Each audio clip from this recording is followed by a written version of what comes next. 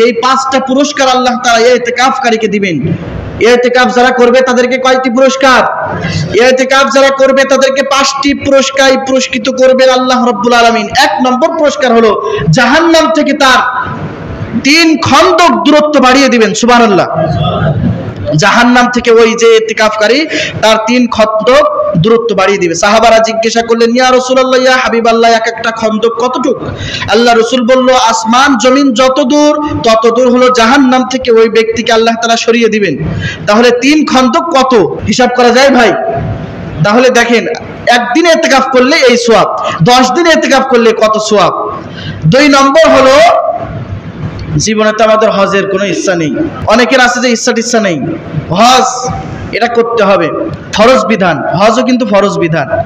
অনেকে টাকা পয়সা থাকা শর্তেও হজ করে না, কিন্তু যারা ইতিকাফে বসবে আল্লাহ তাআলা কবুল একটি হজের সওয়াব দিবেন, একটা উমরার সওয়াব দান করবেন। সুবহানাল্লাহ। একটা উমরার সওয়াব আর একটা হজের সওয়াব। এত টাকা পয়সা দিয়ে হজ কবুল হয় কি হয় না এর কোনো গ্যারান্টি আছে? কিন্তু আপনি যদি ইতিকাফ করেন, আল্লাহ তাআলার সান্নিধ্যে চলে আসেন, মসজিদে আসেন, আল্লাহর মেহমান হয়ে, আল্লাহ আমি বাড়ি ঘর সবকিছু ত্যাগ করে, বিবি বাচ্চার মহব্বত ত্যাগ করে আপনার ঘরে এসেছি, আমি আপনার মেহমান, যতক্ষণ পর্যন্ত আমাকে ক্ষমা না করবেন ততক্ষণ পর্যন্ত এই মসজিদ থেকে বাহির হব না। একটা ওয়াদা করে আপনি ঢুকে গেলেন। আল্লাহ বললেন, এই ফেরেশতারা, ও তো আমার মেহমান, তাকে কষ্ট দেওয়া যাবে না, যা ক্ষমা কর, তাকে কবুল হজের সওয়াব দে, তাকে উমরার সওয়াব তোরা দিয়ে দে। আলহামদুলিল্লাহ পড়েন। 3 নম্বর ইতিকাফ যারা করবে তাদের পুরস্কার হলো লাইলাতুল কদর আল্লাহ তাআলা তাদেরকে নসিব করবেন। কি করবেন? খায়রুম মিন আলফি শাহ, 1000 মাস। 4 নম্বর হলো এলাকার সমস্ত মানুষ যে কাজই করুক না কেন, ভালো কাজ, যেই ভালো কাজই এলাকার মানুষ করুক না কেন, ওই ইতিকাফকারীর একটা আলাদা সওয়াব তাদের থেকে আল্লাহ কেটে দিবেন। কিন্তু তাদের আমলের, তাদের নেকের কোনো কম হবে না, তাদের থেকে একটা আমল দিয়ে দিবেন। ধরেন ইতিকাফে রইছেন, আপনি কিন্তু বাইরের রাস্তার মধ্যে কষ্টদায়ক জিনিস আপনি সরাতে পারবেন না, পারবেন? ইতিকাফ থেকে পারবেন না। জানাজা পড়তে পারবেন না, ভালো কাজ করতে পারবেন না, মানুষের সাথে আপনি সালাম দিয়ে চলতে পারবেন না বাইরে যে।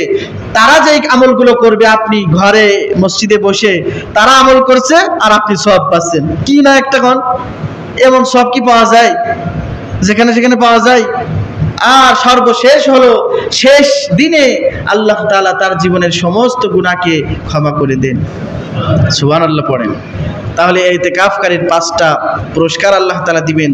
কেমন পুরস্কার দেখেন, এ যদি ইতিকাফে বসে আর এই পুরস্কারগুলো যদি পায়, সে জান্নাতে যাবে নাকি আমি আপনি জান্নাতে যাব? এগুলো কিন্তু বলা যত সহজ, করা কিন্তু সহজ না। এমন করতে, হুজুর আপনি ইতিকাফে থাকবেন, আমি ইতিকাফে থাকলে তো আপনাদের এলাকার হক আদায় হচ্ছে না, আমার বাড়ি তো এখানে না।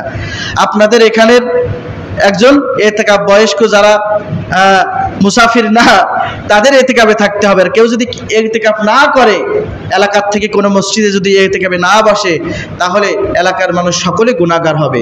এজন্য ইতিকাফে থাকতে হবে। ইতিকাফ খুবই ফজিলতপূর্ণ একটি আমল।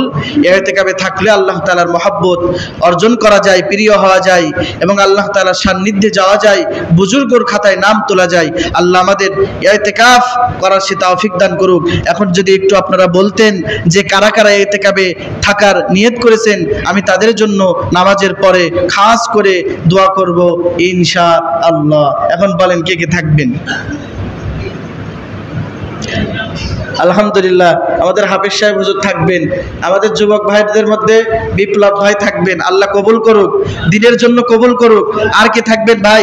আমার ছাত্র দিয়ে, আমাদের মাদ্রাসার ছাত্র দিয়ে আপনার খাবারের ব্যবস্থা আমি করে দেব, এনে দেব আপনার বাড়ি থেকে খাবার।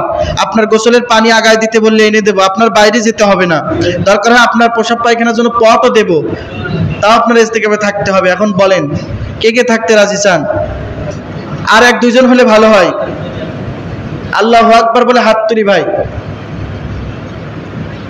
ফজিলত পাবেন। জীবনে তো কত বছর পার করেছেন, আল্লাহর জন্য একটু পার করেন 10টা দিন। আল্লাহ যদি বলে কি করেছো, আমার জন্য কিছুই তো করনি, তখন বলতে পারবেন আল্লাহ কবুল হয়েছে কি জানি না, 10 দিন ইতিকাফে ছিলাম। এই কথা বলেই ভেটকায় বসে থাকবেন। আল্লাহ বলবে যে যা, ভেটকায় যখন বসে থাকলি যা, মাফ করে দিলাম। কোন যদি কেউ নাম লেখাচ্ছে না কিন্তু হয়তো থাকবে, আমি মাগরিবের সময়, মাগরিবের পরে দেখবো যে সব ভরে গেছে, কোনো জায়গা পাওয়া যাচ্ছে না। এরকম যেন হয়। আল্লাহ সে তৌফিক দান করুক, আমিন। আরেকটা এলান, ফিলিস্তিন